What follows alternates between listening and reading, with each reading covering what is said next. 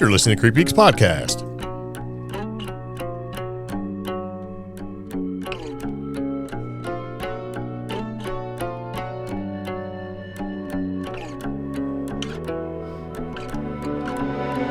So it begins again. Welcome to the CreepGeeks Podcast, Season 7, Episode 292. Chinese California Biolab, T-Mobile Switcheroo, Amazon Alien Contest, Haunted Mona Lisa, and something big is coming. That is correct.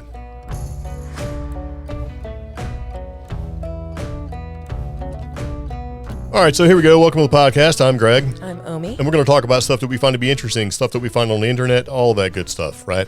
Sure. It's been a little while. We've been all kind of doing some things. Yeah. This is not how it's going to be. We had, big aspirations for things that I haven't done yet because, it takes a lot of effort. Okay.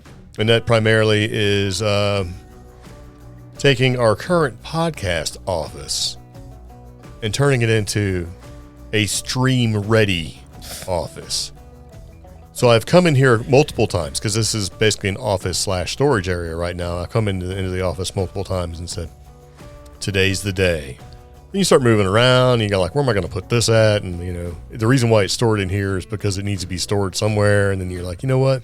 Or you find a box full of old camera equipment and you play with it for 2 hours. Yes. And then you're like, oh, if I had that cable, I could make a useless camera rig that I'll never use. Let me spend 20 minutes doing that. So anyway, it's a thing. So working on a project, and we're hoping that by episode 300, we'll at least be able to, if we don't have the podcast recorded and uploaded, maybe we can live stream. It kind of depends. Yeah. Because Starlink has been pretty good, but is it good enough? We'll see. Yeah. I'm going to say no. Yeah. But if we can record, that might be cool. So if you have any opinion towards that, let us know. We have a pretty active Facebook group. Yes. According to us, I guess. So. That's CreepGeeks Facebook group, so easy to find. Yes.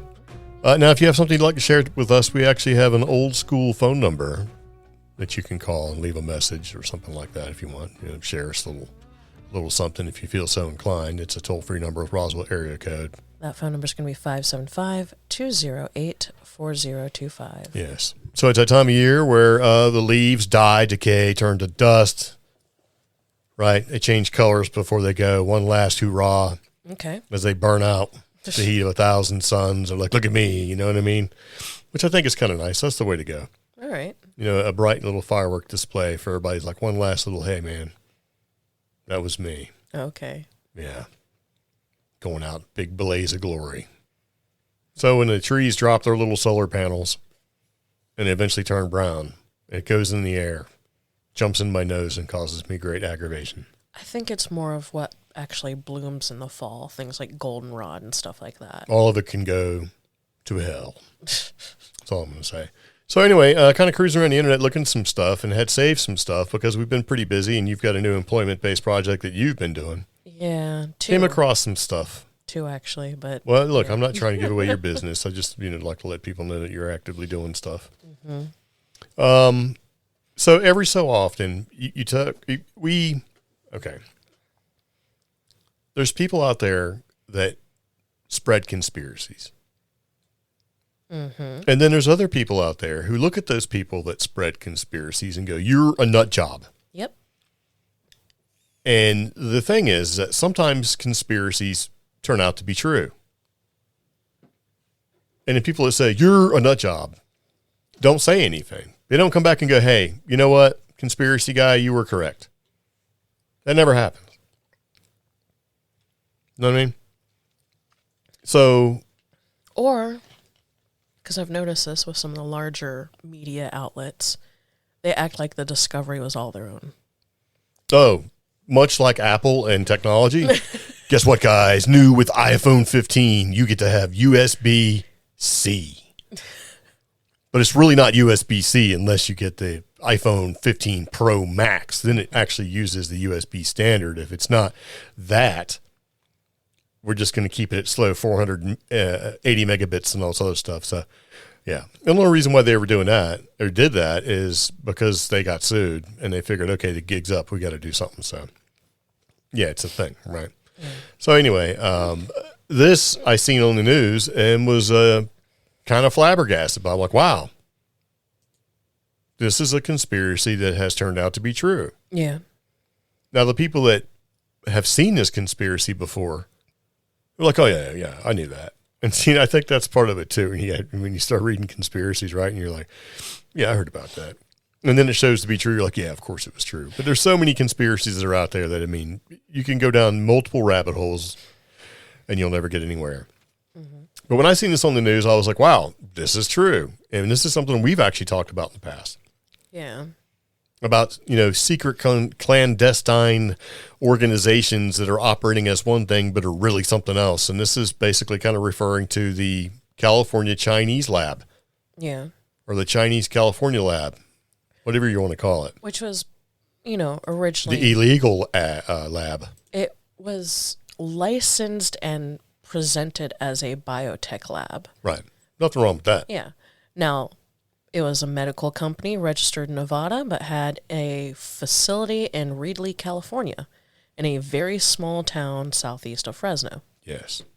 Not exactly the most crime-averse place to be. It seems lots of crime here, right? The thing is, though, they never had a business license. Is that necessary? Is that something California, I guess. I guess nobody asked for it. Yeah. Nobody cared. So, yeah, the secret medical lab in California stored bioengineered mice laden with COVID. And you can click on any links that we share in our podcast because we share them all in our show notes. And basically, this is from USA Today. Yeah. Where eventually, if you click once or twice, they're going to say you need to pay, and you can just get the gist of it and roll on. Yeah. So, evidently, there was an investigation, right, in this lab in Reedley, right? And what they were doing is they were basically taking infectious disease stuff and doing research on it. What that research actually is, don't really know, but they found a ton of infected with COVID-19 mice. Yeah. And along with some other stuff like the bad stuff like syphilis. I think it was a bunch of sexually transmitted disease type viruses and stuff. And they were basically in the building and California was completely unaware. 20 infectious agents. Body parts. Lots of biological fluids, pregnancy tests, COVID-19 tests. They found medical devices that had been developed on site. Yep. So they thought it was a vacant building. And that was the thing that, here's the thing that where the whole conspiracy happens, or tinfoil hat theories come in. In December of 2022, a code enforcement officer noticed a garden hose attached to a building that was presumed to be vacant and had no active business license. Then further inspection in March revealed that the facility housed various chemicals, suspected biological materials, body fluids, hundreds of mice, and all this other stuff going on. Now, at least 20. Yeah. If you remember, back in December, at least, there were some unique videos on certain social media platforms that kind of talked about this. Yeah. Well, and there's been talk about, labs. Yeah. Whether it be chemical, biological, labs all over the place that are hidden in plain sight type things. So. But I remember... throughout the years since the 60s and 70s. I remember seeing the videos on one particular platform about this because I remember it saying... this is happening in Fresno. Granted, this is outside of Fresno. Close enough. But I remember seeing these videos way back in winter last year and going, huh. This is stuff you used to hear about, with like Art Bell and other, organizational. Yeah. I don't say organization, but you know what I mean? Like you'd see it on the internet a lot. And it's go, they're secret bio labs. But, and it's they found blood, tissue, bodily fluid samples, serums, thousands of vials of unlabeled fluids and suspected biological material, hundreds of mice that were kept in inadequate conditions in overcrowded cages. I mean, what were they doing? Yeah. Are they going to infect these mice and let them go? I mean, there was a little thing called, Black Death, bubonic plague, all that kind of spread by mice, hantavirus. We shouldn't, suppose or make conjecture of what may have happened because that falls back into that. These are questions. Tinfoil hat. Well, ultimately, in quotes, they found some viruses such as HIV, COVID, chlamydia, rubella, malaria, things of that nature. The stuff that will, can kill you dead. Now, to add two arguments that would lead towards tinfoil hat or conspiracy, the things that are notable are things like the authorities during the investigation were unable to find any California-based addresses associated with the company except for UMI's Fresno location. Court documents noted that other addresses provided were either empty office spaces or addresses in China that could not even be verified.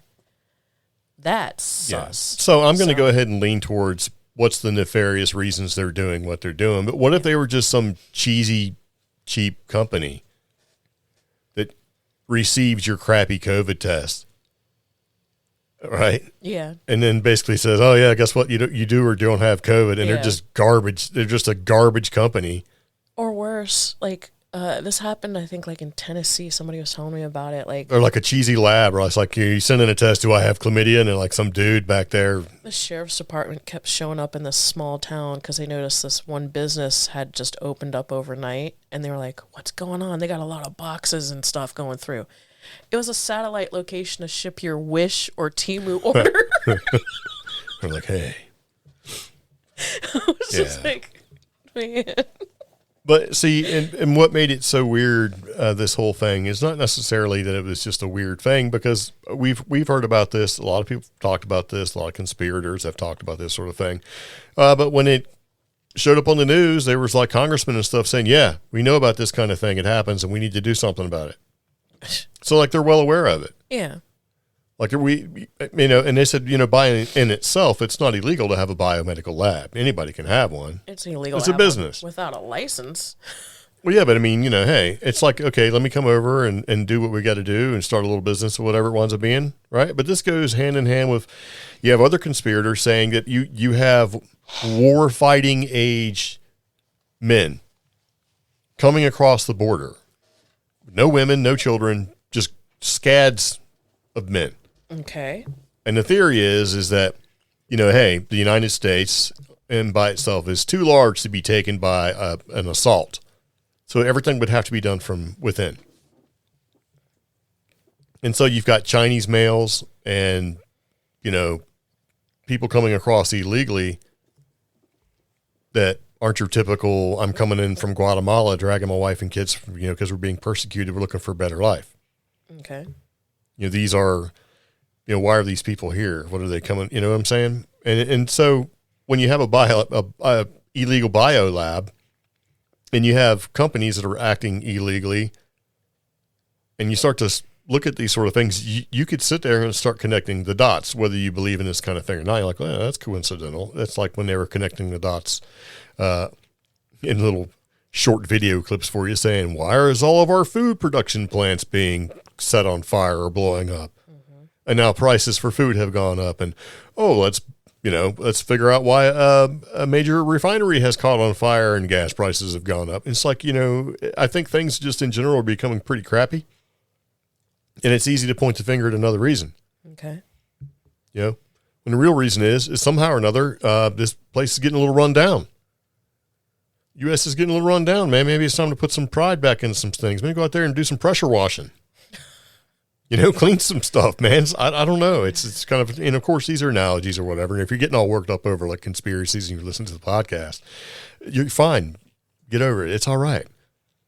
Got no time for soft emotions, man. Okay. Because something's coming. Oh. I don't know what it is, but we're going to talk about that in the podcast too. It's like, guess what, man? Something's coming. Yes. I thought it was kind of crazy. And then, not even a week later. Yeah. I think it was like 3 or 4 days later. Guess what happens? What?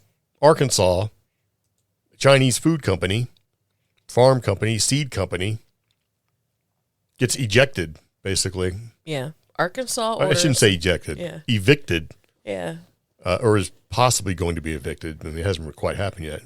But yeah, it's interesting because Arkansas has made this decision regarding the protection of farmland, at least within their own state. And Arkansas ordered a Chinese company's subsidiary to divest itself of agricultural land. Yeah, in other words, like leave. Yeah.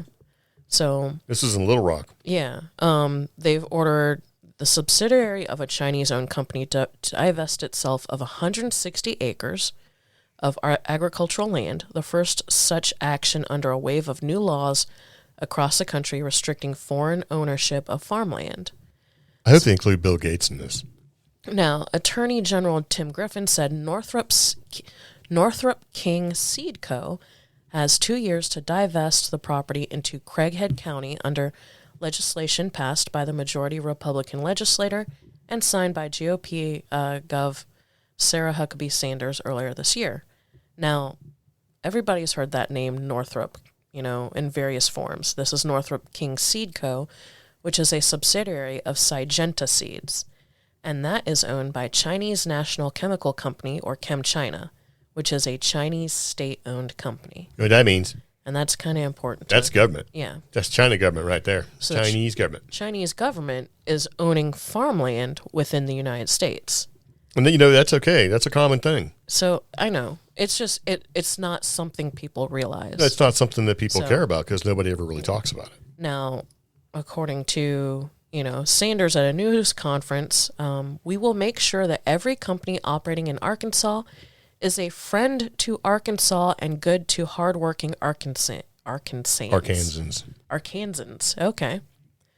So Syngenta said it's disappointed in the state's decision about its land, which the company has owned since 1988. Yeah. The company said no one from China has ever directed its executives to buy, lease, or otherwise engage in land acquisition. Well, then how did they get the 160 acres? Yeah. Concerns have been growing in many states about foreign ownership of farmland. Prior to this, 14 states had laws prohibiting or restricting foreign ownership and investments in private farmland. But that ballooned to 24 states this year as lawmakers in nearly 3/4 of states considered legislation on the topic, according to National Agricultural Law Center. I think this is interesting because, we were talking about New Mexico earlier, and it was New Mexico and a couple of the other states in the Southwest and the upper Midwest. It's not necessarily farmland that's owned by these foreign interests. It's mining land. Things like natural gas lines or natural gas sources or mineral rights, like areas. You mean infrastructure?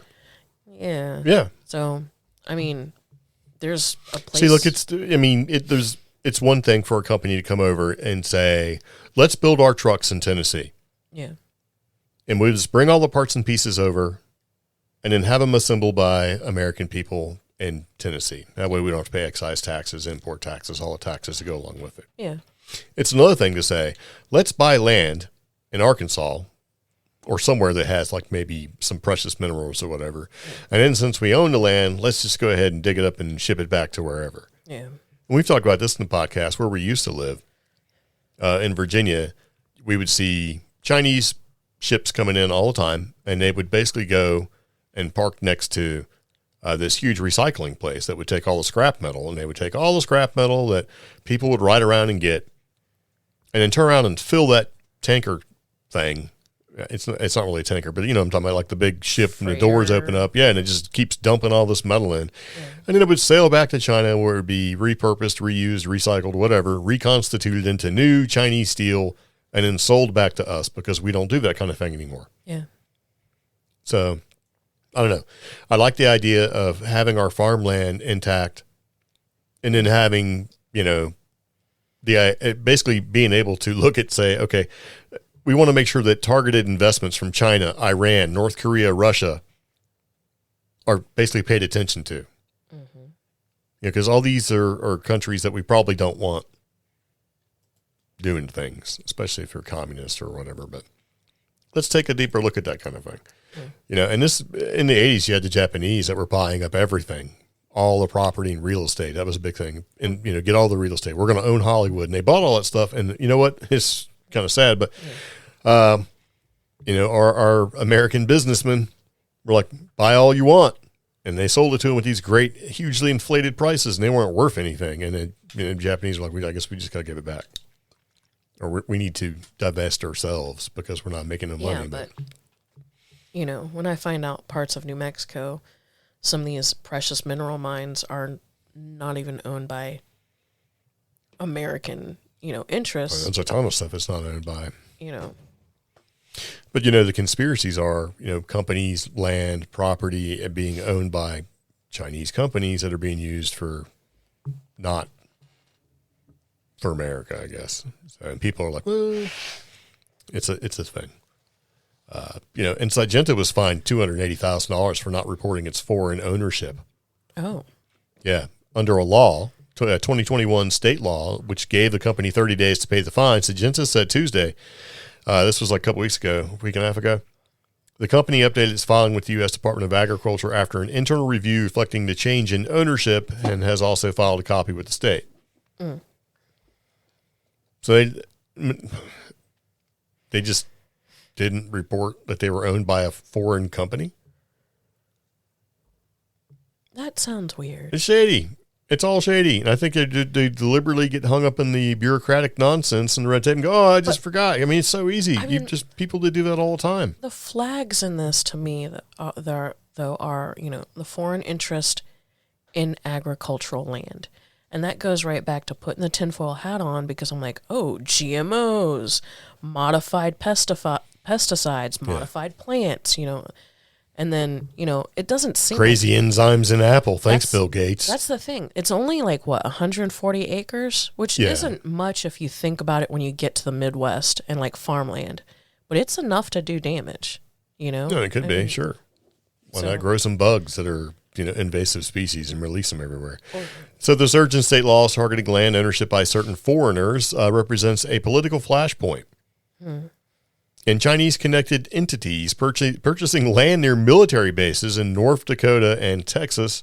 That's weird. And then the track of a suspected Chinese spy balloon flying across in February. So I think all this is, it's starting to come maybe a little bit more God, that was visible. February? Yeah. Jeez, this year's flying by and dragging by all at the same time. It seems like that was 2 years ago. Yeah. So I don't know what's going on, but I just thought it was kind of a thing to talk about. So watch it. It's like Red Dawn. Stop. It's just a slow Red Dawn. Well, I mean, okay, think about it. It's always been a problem of scale. Everything is a problem of scale once you get to a lot of people, right? And it's like if you put what's that terrible thing where if you put a frog in a boiling pot of water, he'll jump out? But if you put him in a pot of water and then slowly increase the heat until it boils, he'll never leave? Because he doesn't know? Didn't want to think about that. But I mean, that's what it is though, right? I mean, that's how you do something like that. You come at us directly, there's a problem, right? And we have a lot of guns in this country. Okay. We have more guns than people, which is good. Come invade us and see what happens. So people will, do what they got to do. But if you do it from the inside and slowly, people won't even pay attention. They won't even know what's happening. And just to be clear, I don't know why you'd boil a frog in a pot. I have no idea where that came from, but somebody probably did it. We got biolabs, buying land, doing whatever with it, seed research, making probably seeds that only grow the one time, and then you try to plant it in your garden and it doesn't. Right? Genetically modified stuff happening. Let's buy some land near military bases, fly over the country with a balloon. Weird stuff's going on. So speaking of weird stuff and conspiracies, T-Mobile was trying to do the old switcheroo. Okay. Yeah. And this was kind of a thing. So I got to spend some time on the phone. Yeah. Listening to staticky hold music. And it wasn't even the good hold music from, what's the name of that company that has the hold music? God, it's like an older company. It's like a telecom company. It's going to bug me now. I haven't heard it forever. And Cox Cable? No. It was, like 3Com or something like that. It's they do routers and wow, went right out of my head. If I hadn't said what it was, I'd be able to spit it right out. It's like the most famous, to me, tech company. Netgear. Yeah. It's like Cisco. Cisco had great music. Yeah. So anyway, it started with Reddit, where somebody was like, there's some leaked documents from T-Mobile employee. Right. If you don't act by October 17th, which we know is in the past, they're gonna change your plan. They're gonna take you out of your old plan if you haven't already picked a new plan. And they're gonna put you in a new plan, and your rates are gonna go up. Yeah. They can go up by 10% or they can quadruple. Okay. It's like, and if you don't respond and tell them you don't want it to happen, it's just automatically going to happen. So, of course, what happened? Everybody freaked out. No, it got on TikTok, right? And so people started freaking out and be like, I don't want to be changed. My bill will go up $65 a month, and just went crazy. Of course, some details were left out. Well, Ars Technica picked up on it too. Yeah. And of course, once it gets into the real, legit out of an app and into the news world, it's like people started freaking out, right? So the way it went is that if you were contacted on October 12th by T-Mobile through like email or text message or whatever, then you were one whose plan was going to be migrated over to a newer plan. Okay. And unless you specified otherwise, it was just an automatic thing. Because the plan's different in 5G and a whole bunch of other stuff, right? Mm-hmm. Well, we have T-Mobile. I've had T-Mobile since they've got to this company, or this country. Yeah. It was just basically a German company. But anyway, I, of course, did what everybody did, waited till the last minute because the 17th fell on a Monday. Couldn't really, So anyway, I called them, got put on hold, that kind of thing, and waited, and eventually got to someone, nice lady. And she said, if you haven't been contacted, your plan's not going to change. So there's nothing, she said, your plan goes back so far, I don't even know what it is. Yeah. Because I've been grandfathered in for so long. So that wasn't a big deal. And then she kind of explained it where it's like, this was not some nefarious thing. People were contacted. It was some of the people that were on plans that were no longer going to exist had to pick a plan. And they tried to maintain to get as close to the plan as possible and keep the price as close as they could. Okay. And so, a lot of T-Mobile agents didn't really know what was going on with this kind of a thing. I think it's so it was evidently made out to be more of a deal than it actually was, but yeah. And I think that's a key there with Reddit recently, because I think that same week or the week before, some girl got fired from Starbucks. So as she was packing up for the day, I guess, I don't know, or somebody got fired from Starbucks, they went ahead and took pictures with their phone of every single drink recipe that was available behind the counter and posted them to Reddit. And I'm just like, people are like, oh my God, who knew? And I'm like, those recipes have been up there for a while. Most people know what these are. Now, granted, there's like 2 or 3 new ones. That's cool. But if you know coffee and you know Starbucks, these recipes are available someplace. Sure. And if you want to go out there and buy the $75 worth of stuff that it takes to recreate that, you go right ahead. Yeah. It's kind of like, I'm going to make Frosties. Yeah. And it's going to be great because Wendy's charges 99 cents or whatever for a Frosty. And then here you are, $9 later, you made a Frosty that was like not as good. It was like almost $8. Yes. Yeah, to make that Frosty. And then you know what happens at the end of your excursions? What? Diabetes. That's true. Yeah. I still want one, though. Now I want one. Diabetes? No, like the at-home Frosty. Oh, yeah. Man. We almost bought an ice cream machine because I read an article that said, could ice cream help with diabetes? And I'm like, yes, please. Yes, I'm going to be the ice cream guy. Just, and we can do it at home. So we won't have like emulsifiers and weird stuff that you probably don't want, but they're put in place to keep food from spoiling, right? It's going to be natural. It's going to be great. It's got some sort of enzyme in the enzymatic process of breaking down that's going to be good for me. Oh, gosh. Mm-hmm. Yeah, I didn't do it. Yeah. Still might, though. Because it was based off a Harvard study that was basically like, could ice cream be good for you? Okay.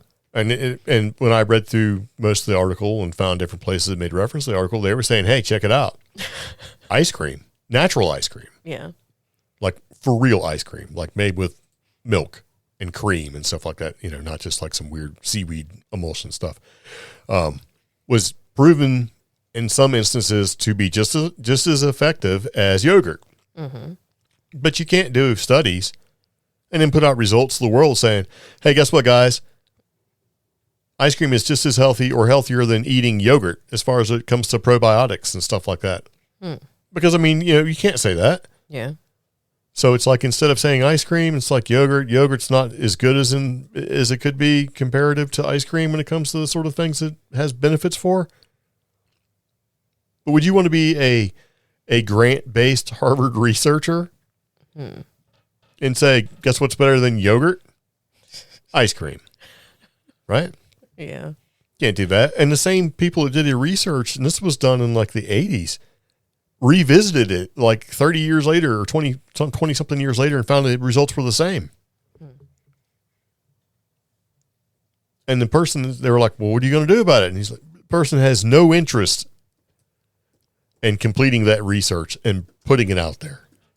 Yeah. In other words, if I want to tank my career, I'll say, hey, ice cream is better than yogurt. Well, I'm thinking to myself, ice cream is better than yogurt. And there's going to be people that say, it tastes the same. You'll never know the difference. It's like, no, one tastes like a little bit of cheese and throw up, and the other one tastes like freaking ice cream. Not all of them. Whatever. You're like, here, try this Greek yogurt, which is basically like 2 times the cheese and throw up taste. It's like bad milk. Greek yogurt, if you get the right one, a little bit like sour cream. You know what? I can get any ice cream yogurt, and be okay with it. French yogurt, I absolutely love. Can't have a lot of it, though, because my lactose intolerance is getting worse. You know what? What? Ice cream. Delicious. Ice cream. Lactose intolerant. So it sounds like someone has a little bit of a problem. So the problem's not ice cream, it's me. Okay. Oh, well, it is in this particular instance. It's like, oh, excuse me. I am lactose intolerant. Oh, gosh. So speaking of Amazon having a contest. Okay, so if you go back and you look at it, Amazon at one time was doing a thing, and they're probably still doing it, where when you have Amazon devices, they could be linked and create a little bit of a network and share information. And you had to opt out of it. So it was a huge security concern to us people who look into that kind of thing. And, of course, we were like, absolutely not. Don't share anything. I don't want you to use any of my Amazon devices at all to, further your interest or whatever. Because the police were going to use it. It was a thing. Yeah. Where the police could access the information or whatever. And it was and honestly, I read just far enough in those articles a couple of years ago to figure out how to make sure that all that stuff was disabled. Yeah. Because of Alexa and things like that and security concerns and listening all the time and where's the data really going and all this other junk. Well, they bought Ring. Yeah. Amazon owns Ring. Ring makes the doorbell that everybody loves. See all the ads on there. Well, it's owned by Amazon. And, you have to basically you have to subscribe to, anyway, Ring holds it in the cloud and that cloud's accessible and all this stuff. Well, they're having a contest. Okay. Where it says Ring will give you $1 million if you record an alien with one of its cameras. Isn't there like some Ring UFO footage? Yeah, I guess that's why they did it. So I'm wondering, okay, so what happens is this just basically a fun little contest? Or is it a way to get more data, get access to your information? And take that video information from your house, right? And do something with it. Yeah. I don't think it's that. No, you don't want to think it's that. But if you think for 1 second they won't take some of the information they have, and I mean, come on. How do people spy on you? They don't spy on you by like going, let's check their bank account information like every old person's afraid of. Yeah. You really want the data? Shopping habits. I'm dead serious. You can find out more from somebody's shopping habits and what they buy and when they buy it and the cycle they buy it, where they buy it from receipt information, those little cards that you have, than they would ever need to find by trying to hack the Gibson and get into your computer. It's the most sought after thing. So everybody worries about a data breach where their maybe social security number's been released or whatever, but you know what? They can basically put your life as a jigsaw puzzle together based off of your shopping information. I'm reading the rules. Well, the rules say you must be able to log into your Ring account to upload your video. Video entry must be captured during the promotional period. Video entry must be no longer than 1 minute, 60 seconds in length to be considered for the grand prize or out of this world prizes. You must complete all steps in the entry form in order to qualify, in addition to meeting the submission criteria listed in the official rules. To be eligible to win the grand prize, entry must contain scientific evidence, capitalized, of an extraterrestrial sighting as stated in the official rules. And your credit card number. So how is it going to be scientific evidence? I mean, you got a $65 Ring camera stuck to the outside of your house, and you're like, is this an alien? They're going to be like, is it though? Is it? Is it scientifically proven? Yeah. Where am I supposed to... If we could figure out how to get scientifically proven, existence of UFOs and aliens and stuff, where do you even go for that? It's like, where do I go to join the forces of evil? Oh my God. Where's that office at? Artifact is defined as a physical sample from an extraterrestrial or to documentation of extraterrestrial markings or symbols. Extraterrestrial is defined as any life in the universe originating or occurring outside of Earth or its atmosphere. The extraterrestrial must take up physical space in order to be perceived by humans or cameras and have sufficient technology to be capable of traveling to and from and surviving within Earth's atmosphere. Does it say in there that if you submit blurry Ring footage that they won't accept it? That's some garbage. There is some... If you submit blurry crap video footage from your crappy Ring camera, doorbell, or any Ring, the they scientific can't accept it. Evidence must demonstrate that there was no alteration or malfunction of the Ring device on which it was captured. This is where we're leaving our data open. Additionally, corroboration, e.g., including footage from an additional camera, correlating audio, or other simultaneously captured data. So you have to leave your Ring account open. Yeah. I told you. But it's very specific. Like, they're like, we're not taking orbs. We're not taking aura flashes. New Age Nancy, this does not qualify as an alien. We want to see an alien on the camera. Yeah, we don't want to see your metaphysical stuff. Yeah, so... No woo-woo. These are pretty... So Amazon said, we hope this contest sparks curiosity and joy amongst families this Halloween season.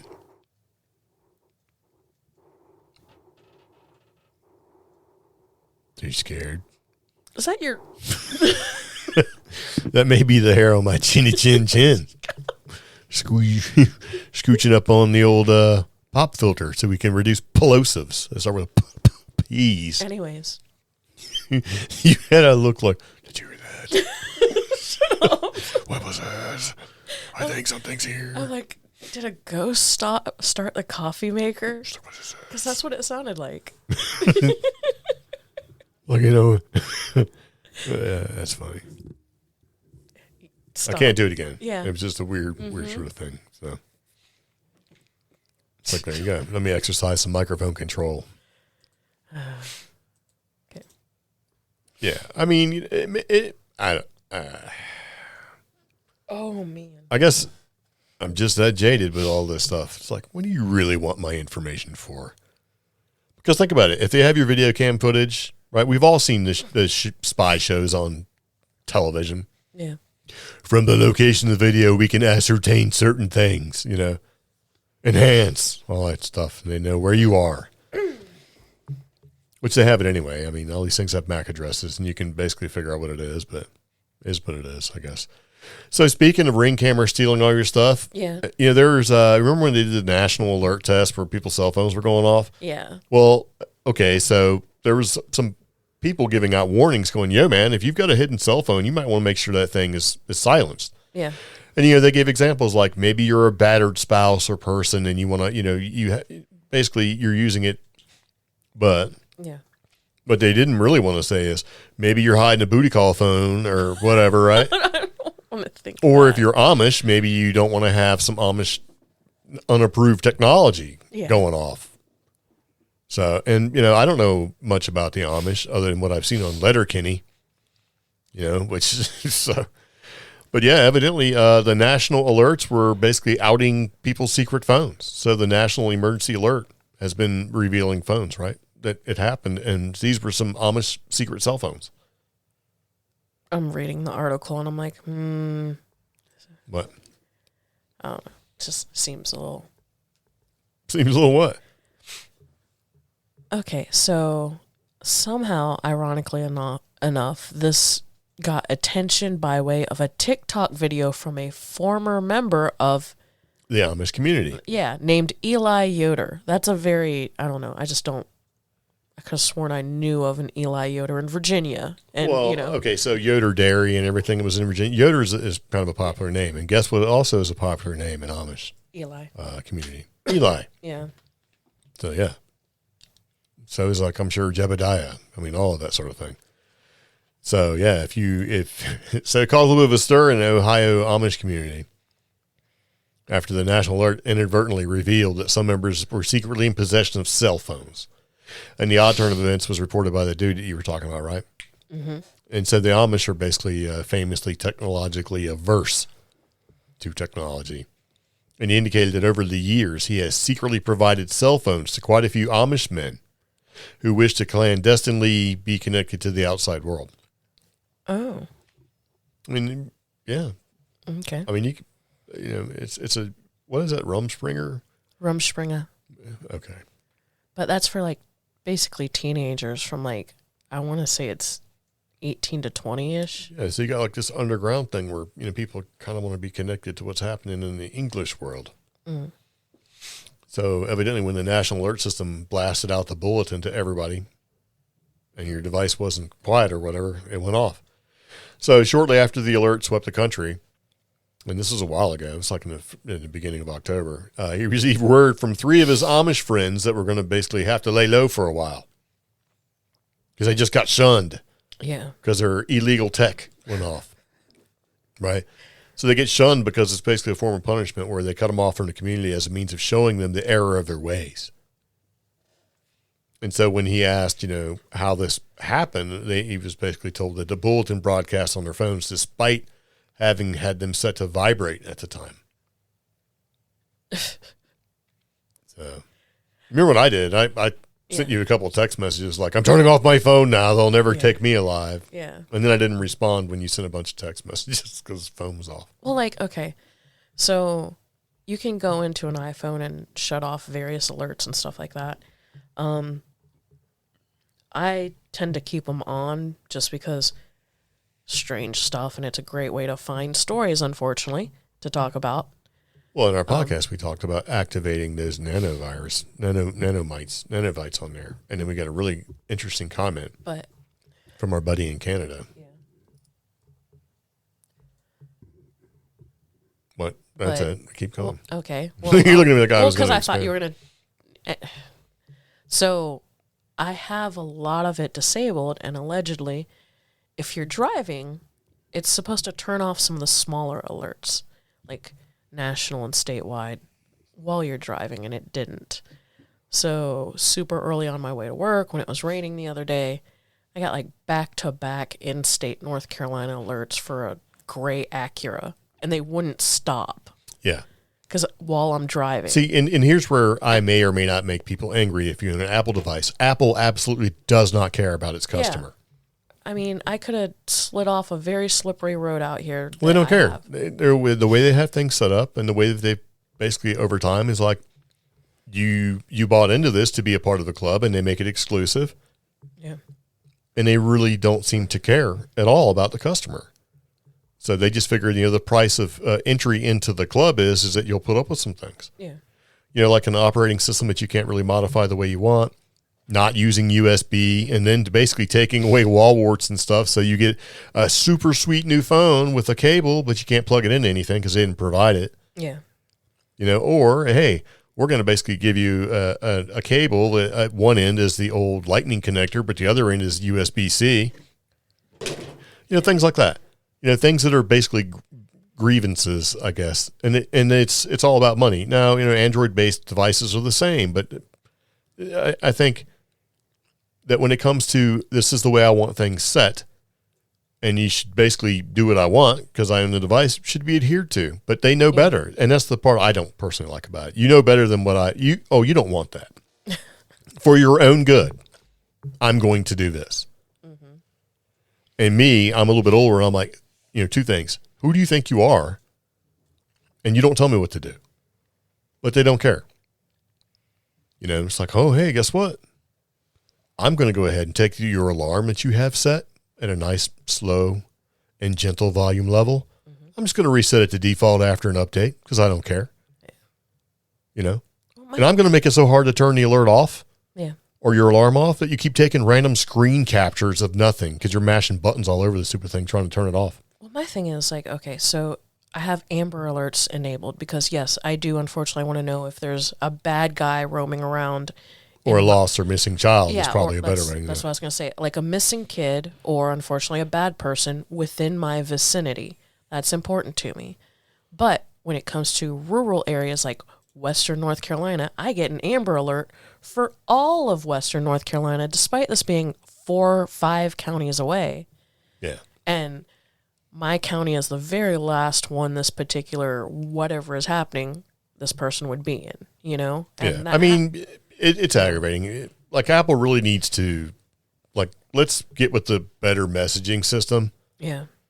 And I don't care about green or blue bubbles or any of that garbage. And really the only reason why we actually moved to Apple a while ago was just because Apple will do as much as it can to make sure that its operating system will work on your old crappy phone. Yeah. Even to the point where, like, hey, let's go ahead and make sure your battery is not going to fully charge all the way because we know the battery's dying and all that crap, which a lot of people are like, well, that's a benefit. Like, no, that's garbage. I knew my phone wasn't lasting nearly as long because you're deliberately not making it last as long. Oh, and would you like to repair that battery? Me too. Can't do it. It used to be because, for me, it used to be because of the camera, but apparently the cameras on Androids are getting a lot better. Well, no, the cameras on Androids have always been pretty good. Here's the real problem with Apple versus Android when it comes to cameras. Yeah. On the internet, when you look at a picture taken from like an Android device, like let's just say Samsung, because Samsung makes great phones. Yeah. Most of the time, the image that you're looking at is technically a screen capture from the phone put on the internet. Okay. It doesn't necessarily come from the camera application. Now, if you're using an Apple-based device and it uses an Apple app, it comes from the camera, so you get a better looking picture. Yeah. Now, this may have changed in the past year or two. So when you like take a cool video and you put it up on YouTube or whatever, and since it's an Android-based device and the app may or may not grab it from the actual camera, but just use it from grabbing a screen grab off of it, it doesn't look as good. And also, since there's so many apps out there, a lot of companies that have social media type stuff like Facebook won't basically make it to where you can use the camera app, the camera feature in your phone directly, that it has to come from another means. So it'd have to grab it as a screen grab. Whereas Apple devices, and the way they put it out there is like, the only way you're going to be able to use that on Facebook is if it comes from the hardware. So they write the one app, or a company only has to make one app. Whereas, you know, hey, if you're a small company trying to do that, you have to make an app for a bunch of different phones, Samsung and Motorola and whatever. It'll never be the same. That's really the only reason. Because their devices in the hardware, yeah, they're neat and all, but they're not much better than anything else that's out there. Like, oh, check it out. We have a brand new 48 megapixel camera. It's like, you know, you have a 100 megapixel camera and screen fresh and all that stuff. And the hardware is, in some cases, lackluster. But the operating system is better designed for that crappy stuff. In other words, here's as good as it's going to get that we're going to give you, and you should be okay with that. And it reminds me of this. Back in the olden days, AOL, if you're really old, showed you the internet. Right? Yeah. You dialed in, you went through their portal, and they only showed you what they wanted to show you is the internet.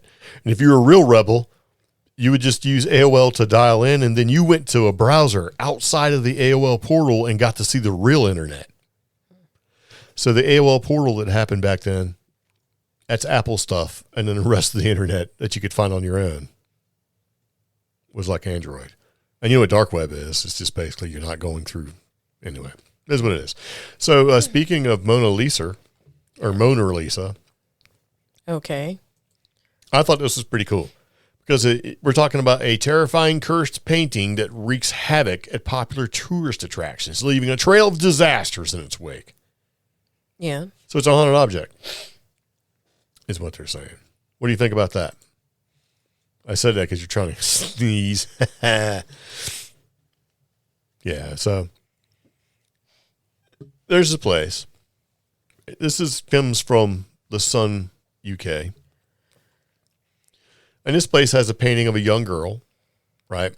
And it says, a cursed painting of a young girl has caused havoc at a morbid location, at a morbid London tourist attraction. So the London Bridge Experience, right? They bought a portrait for £1,600, and it says that the workers' lives have been blighted ever since. Okay. Yeah. So the cursed painting of a young girl has caused a havoc at this place. It's like it's caused Wi-Fi and cameras to stop working at the attraction. So I guess when you go to London Bridge. Yeah. And it's been sold. This painting has been sold a couple of times. Like the Zoe Elliott Brown from Hastings in East Sussex. She bought the painting in September and said it's turned her life upside down. Okay. The manager Yeah. Of this place, James Kingsleberry. Yeah. Car broke down on his way to actually collect the painting. Yeah. He injured his collarbone. At the venue where the painting is, which covers the capital's history of death, cameras have been switched off. Wi-Fi stops working. All the attractions' TVs went down. Yeah. Right? Tech team shows up. They can't find a reason for it. Lights be flickering around through there. They see pictures or a figure in a black skirt. It's been spotted by staff members. Yeah. And like Shannon Fagan, right? And she told us we searched on eBay for some props for our new show and came across the portrait. So it sort of, lured James in, right? When he went into the previous owner's home, the dog was going mad. And on his way back to his car, started having issues. We've had it for a month now, and things have gotten worse since we unwrapped it and placed it on the wall. Without any warning, the Wi-Fi and TV turned off. They stopped working. Yeah. They've had more spooky goings on because of the grim history around the attraction. And this is London Bridge where a lot of beheadings and stuff happen. It says the venue has no plans to ditch the painting, which has been crafted by an unknown artist. Oh. They're going to keep it. Yeah. I mean, you know why, right? It's a draw. It's a haunted picture. Oh, let's go check it out, right? So they're used to having activity there, right? But this is something else. So this is different. This is a new type of activity added to the other stuff that's going on from just that spot in general. Yeah. A pair of handcuffs were swinging this morning, and I saw a woman in a black skirt out of the corner of my eye. One of the members of the staff came running and said, "Oh my God!" Right? Since we've had the painting, it's just been worse. This comes after a mom was forced to basically flog the artwork after her house in Hastings, so nearly burned down. Yeah. She said the portrait, Zoe Elliott Brown said the portrait has ruined her family life. It's been previously returned twice. Okay. By customers at a charity shop and warned that it's possibly cursed. Okay. So it keeps coming back to this chick. She keeps getting rid of it, right? So yeah, somebody left a note on it. And it's like, are you brave enough? And then so you can basically take get your tickets and you can go. And there's like an adult Halloween show. But they have a picture of it, and it doesn't look too freaky, but it is kind of a weird picture.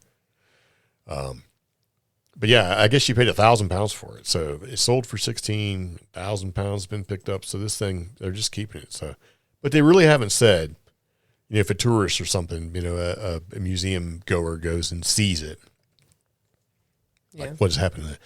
And so if you start looking at stuff like the haunted Annabelle doll, that doll in Florida, Buddy or Dave or whatever no, it is. he's the one that really, I think, isn't he the one that really creeps out Jack Osborne?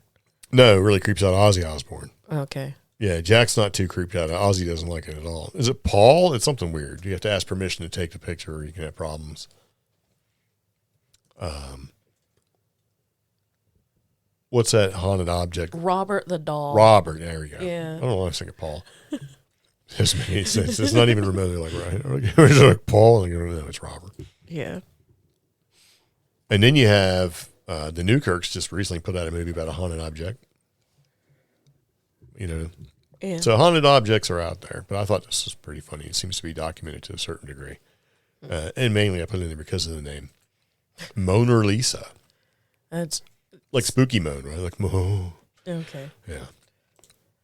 That was pretty nice. So speaking of FBI gold heist. Okay. So we've talked about this off and on for a couple of years. There was some basically metal detecting, treasure hunting people that basically said, they think that they had found an area of lost Civil War type gold. Yeah. And then the government was like, no, you didn't. Right? And they've been like, yes. And so they've been documenting Yeah. These people, they're like, hey, man, they're suing the FBI. They want to lay claim to it. Yeah. And they're saying, the FBI has stolen gold in the past, and we know they're onto something. And evidently, they've been documenting things, and they have new information and new witnesses. Yeah. Basically shared what they've seen. They've seen in the woods FBI conducting some sort of secretive hunt for the Civil War gold. Okay. With like trucks and stuff and excavators. And so the FBI is like, we don't know what you're talking about. We're not doing that. But they seem to be doing it. Yeah. It's like they're stealing tons of gold. Is what the hunters are saying, the treasure hunters. Yeah. And the FBI is like, no, we're not. But you see them doing it. Yeah. I think what's We're not taking it. Yeah. That's not what you think it is. Get out of here. We're the FBI. What are they doing with it? I think it is cool that this is like corroborated in the sense that the witness, one of them, has nothing to do with the treasure hunters at all. Yeah. He's like an elk guide, and like he watched this stuff happening. Yeah. And he's like, okay, this is unfair. I know what I saw. This is what I saw. Yeah, this is in Penfield, Pennsylvania. Yeah. Yeah. So that guy you're talking about is Eric McCarthy, and he got up with his client, Don, and they went out to go to sunrise in the morning, to scour the forest floor for so-called brown gold. Yeah. When antlers, when Antlers? elks shed their antlers, people collect them, right? I mean, so the FBI's highly unusual search for a buried Civil War area treasure. We've been talking about this for 5 years off and on. Yeah. Well, maybe not 5 years. We've been talking about it for a couple of years anyway.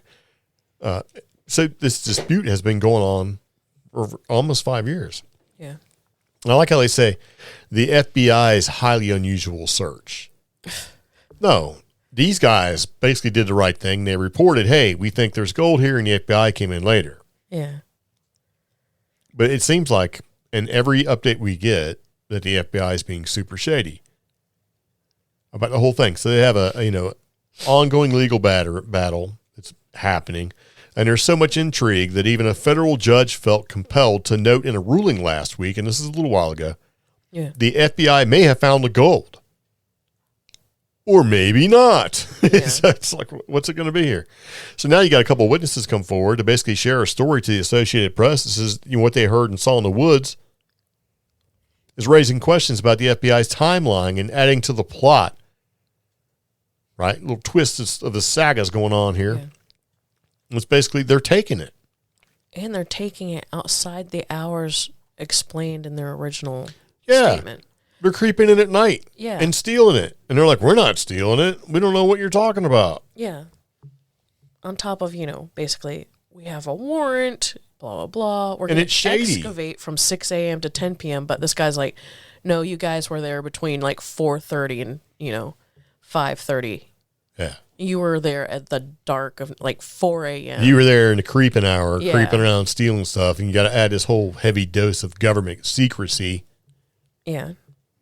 I mean, how much gold are they going to find, or have they found? Who gets the gold? It's supposed to go to where's it going to go? Who's going to get it? Up to 9 tons. 9 tons of Civil War gold. Yeah. Do you think that's going to? Where is it? What is that going to fund? Right. It seems like as a country, we're just giving away a lot of money for different things. We have different purposes and things like that, overseas interests and stuff. It's like, but where is this going to go? Who's going to get this money? Is it even going to be reported? Apparently not. No, because we're not. What are you talking about? We're not taking anything. Well, then what are you doing out in the middle of the woods with an excavator at dark 30? A parked and powered generator, a parked excavator, a smaller piece of equipment, a skid steer or quad, and something moving up and down a hill. And a makeshift canopy. Yeah. Let me go ahead and hide it as we truck out all this gold. Yeah. We're not taking gold. It's like, what are you doing? You can't get too close because we're the government. I think there's some thievery going on. I do too. Yeah. So you got treasure hunters versus the FBI, and it's starting to look an awful lot like the FBI is taking this gold. Now, what if the higher ups in the FBI really don't know exactly 100% what's going on? So maybe they're not being reported. Who's to keep somebody from running off with a pocket full of gold. So you're saying maybe it's not necessarily the entity, the FBI itself. It's maybe one or two FBI members going and maybe some little regional part of the FBI, like some regional field office is we're gonna turn in this gold, so we'll be super popular in the FBI. We've seen shows where it's like competition, that sort of thing, right? Okay. This is gonna get me in good with the chief. No. Meanwhile, you got people who's like, let me come home with some gold coins in my pocket. Yeah. Got these from Walmart. These gold Sacagawea coins that only work in like vending machines and stuff. And you try to give them back to the people that gave them to you, and they're like, we can't accept this. Yeah. I've had that actually happen years ago. I'm like, lady, you just gave it to me. This is $1. Yeah. Some of the Walmarts are not accepting them anymore. Yeah. Yeah. Try to hand them a $2 bill. Yeah, I know. Actually, it doesn't even matter. You can't even really hardly check out with people anymore. You do it yourself. I mean, you try to feed that in a machine. It usually works. But then if it doesn't, and the person comes over and goes, what are you doing? You're like, here you go. Here's this it won't take this $2 bill. And they're going to go, we can't accept that. Yeah. That's not real monies. You can't use play money here, sir. It's like, okay. Kind of falls in line with people that say, when they're like, oh, you got to have a passport to travel to Hawaii. New Mexico. Oh, yeah. It's like, no. Yeah. You got to have a passport to go to Puerto Rico. No, you don't. So, yeah. Things are a little weird. So, I mean, I really think the FBI is probably doing some shady stuff because they're acting like they're doing shady stuff and they're doing it at shady times. Yeah. And if you look at it from sort of the idea that if you were the FBI and you've seen some people doing and acting the same way they're actually doing and acting, you would think that something's going on. Yeah. Logically speaking. So speaking of something's going on, something big is happening. It's going to happen. It's coming. Okay. And this pertains to, I guess, UFOs and stuff. Because I've seen this enough. Yeah. And it was basically a tweet, which has evidently been removed from Twitter, from Lou Elizondo, who's like, I can't say a lot about it, guys, but something big is coming.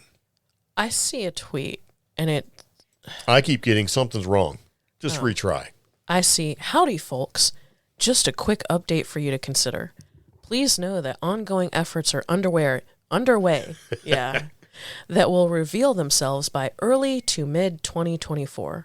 At the risk of haters trying to sabotage our efforts, I can't be precise at this time. But if you have learned anything over the last 5 years, I never make empty promises. Trust me, this will be worth it. Special thanks to Chris K. Mellon and Jay Stratton. See, I'm not hating on Lou Elizondo, but we've been hearing this for a while now. Disclosure's coming. We had like 113-day countdown for disclosure. What happened? But this is so vague. This is the biggest case of vague posting. It might not be disclosure. He might be like, hey, guys, I've got a new TV show.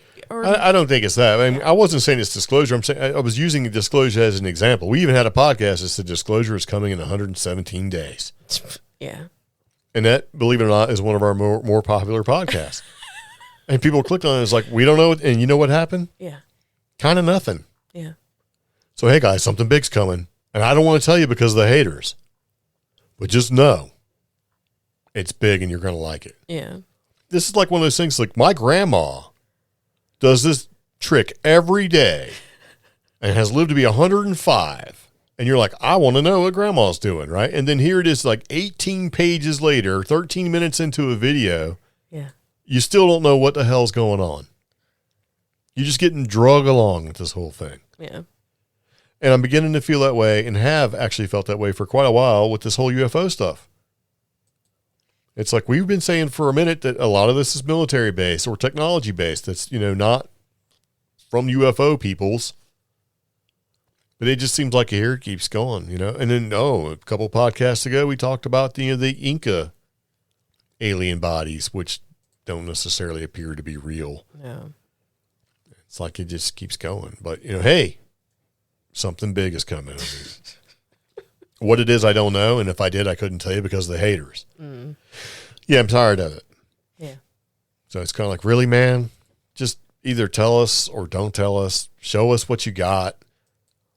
You know, why does it seem like for a lot of things we just keep getting strung along? I mean, if I ran across information that I had 100% what could be considered 100% proof of alien existence, I wouldn't string it along. I'd put it all out there. Multiple platforms. I'd put it out everywhere. I'd do with Bob Lazar. I'd go on TV and tell him myself. Right? I'll show you, do the old okey doke if it, put him on TV, right? I think that's probably the only reason why Bob Lazar is still alive. Yeah. People hate him for that one simple trick, Omi. He basically, he told on them before they could get to him or before they could tell on him. Yeah. And as much as people like or dislike Bob Lazar, I don't know, man. It seems like a lot of stuff that he's talked about in the past has started to come to fruition. Okay. Like, oh, yeah, the reason why it's angled like that is that's how they fly, because of the propulsion system. And then people are like, that's not true. And then here later on, the speculation on TV with the Tic Tac and how they fly. Yeah, well, they have to fly that way because that's how gravity works. It's like, okay. I don't know. I do know this. We've been talking for about an hour and 7 minutes now, and it is, I think, about time to wrap up this podcast. Yes. So we will come back and do more frequent podcast at a more weekly type interval. Yeah. So, and we will let you know when it comes to streaming or just recording a podcast in general in video form. Because here's the deal. We have our podcast is out there. You can listen to it everywhere that you get podcasts, and evidently on YouTube, they kind of want video. Yeah. YouTube's still kind of a video thing. We make our podcast #listenable so that you could just play it while you're vacuuming or whatever, cutting the grass, keeping busy, so you don't have to watch. But nobody subscribes when you do that. No. So it's sort of, bless you, bless you, bless you, bless you, bless you, bless you. Do it again. One more time. No. All right. I can't. Yeah. Well, I think we're going to go ahead and take a second to wrap up the podcast. Yeah. Thank you, everybody, for tuning in. If you want more of us, find us on social media. Like Greg said earlier, we have a very active Facebook group, CreepGeeks Facebook group. You can also check out our Facebook page. That's where we post our new episodes. We are on TikTok and Instagram, so be sure to follow us on those. Yes. Sounds good. So there you go. Anyway, if you have any questions, comments, concerns, just let us know. Reach out, say how you doing, whatever you got to do. It's all good. We do appreciate you taking time to listen to the podcast, though. So we're going to roll out. So see you later. Take it easy. Bye-bye. Bye.